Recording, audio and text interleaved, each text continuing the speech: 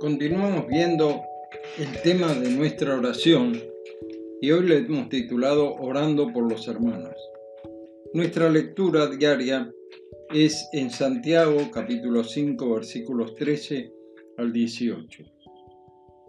La aflicción es algo que nos rodea en tiempos de pandemia o sin ella.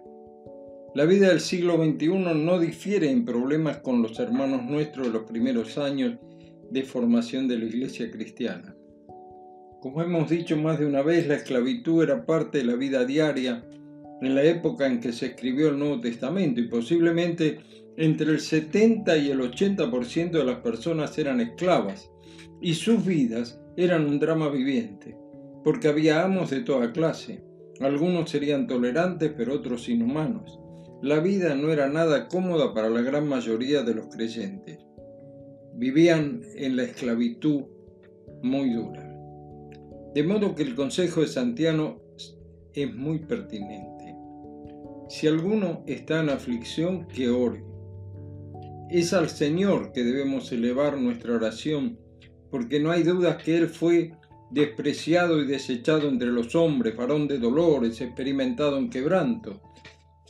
Y como que escondimos de Él el rostro, dice la Escritura, fue menospreciado, no lo estimamos. Ciertamente llevó Él nuestras enfermedades, sufrió nuestros dolores, y nosotros le tuvimos por azotado, por herido de Dios y abatido. Esto se encuentra en el libro del profeta Isaías 53, versículos 3 y 4. Este y otros pasajes nos muestran al Señor en su forma humana, padeciendo serios dolores, desprecios, insultos, golpes, etc. Como dice la Escritura, estando en la condición de hombre se humilló a sí mismo, haciéndose obediente hasta la muerte y muerte de cruz, en Filipenses 2:8. O como dice el escritor en la carta a los Hebreos, porque no tenemos un sumo sacerdote que no pueda compadecerse de nuestras debilidades, sino de uno que fue tentado en todo según nuestra semejanza, pero sin pecado. La Escritura agrega, acerquémonos pues confiadamente al trono de la gracia para alcanzar misericordia y hallar gracia para el oportuno socorro. Capítulo 4, versículos 15 y 16 de la carta a los Hebreos. El Señor comprende nuestras necesidades y nos responde de acuerdo al plan y diseño general de su voluntad. Y en cada caso, en nuestras propias vidas, Él tiene un plan especial y particular para con cada uno. ¿Recuerdan ustedes la actitud de Job en el capítulo 1? Su ganado, su riqueza, por distintas circunstancias, habían desaparecido en forma violenta y de golpe. Sus hijos, sus nietos habían muerto. Pero dice la Escritura, en todo esto no pecó Job, ni atribuyó a Dios despropósito alguno. Job 1:22. Hoy la aflicción nos acompaña. Lo digo en forma personal, ya que nuestra propia familia está pasando hace varios meses por dos pruebas muy difíciles de sobrellevar. Así que sabemos en carne propia lo que es estar en medio de ella. Solo las oraciones de nuestros hermanos en realidad nos han ayudado a sostenernos sin decaer. Debemos depender de la voluntad de Dios, ya que dice la Escritura, no vivan ya según los criterios del tiempo presente.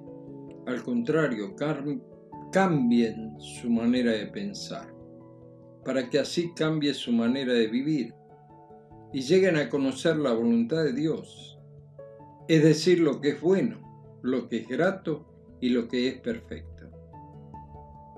Ahora esto está en Romanos capítulo 12, verso 2.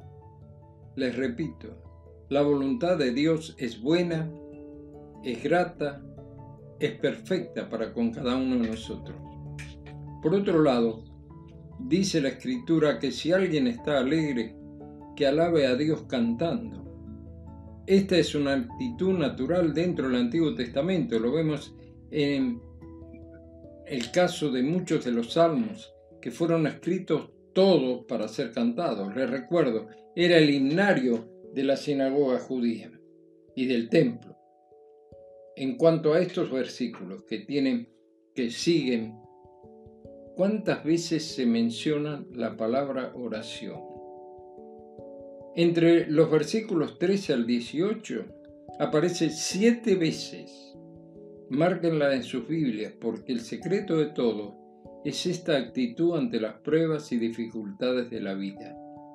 Este pasaje ha dado mucho que hablar en cuanto al poder de sanidad que debería tener la vida cristiana, pero recordemos, la idea es aplicar un remedio, aceite de unción como medio curativo, tal cual se usaba y era la costumbre práctica de la sinagoga judía en aquel entonces. No es este el lugar para debatir este tema, pero aquí no se está prohibiendo en ninguna manera la concurrencia al médico o a los elementos que hoy la medicina moderna tiene a nuestro alcance, como muchos mal interpretado este pasaje. Nosotros hemos visto cómo la oración puede cambiar la vida de una persona, o ser la prueba evidente que el Señor es el que maneja la vida interna, la vida espiritual, la vida verdadera. Mi padre murió de demencia senil. Estaba totalmente en otro mundo, pero unos días antes de partir a la presencia del Señor, le estaba visitando en el hospital donde estaba internado, y de pronto lo acomodamos en la cama con la enfermera.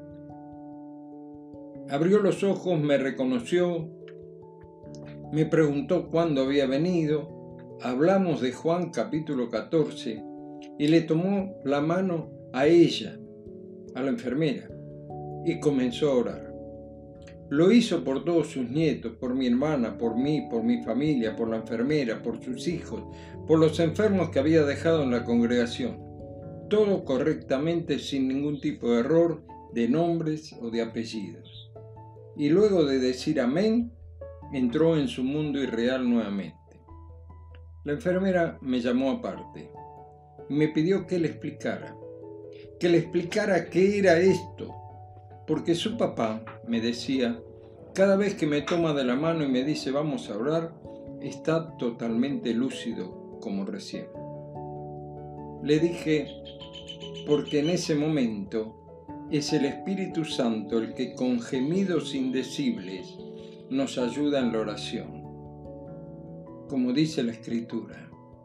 Y de igual manera el Espíritu nos ayuda en nuestra debilidad, pues qué hemos de pedir como conviene no lo sabemos. Pero el Espíritu mismo intercede por nosotros con gemidos indecibles. Romanos 8:26. Que el Señor nos ayude a orar siempre y no desmayar. Será hasta mañana, si Dios lo permite.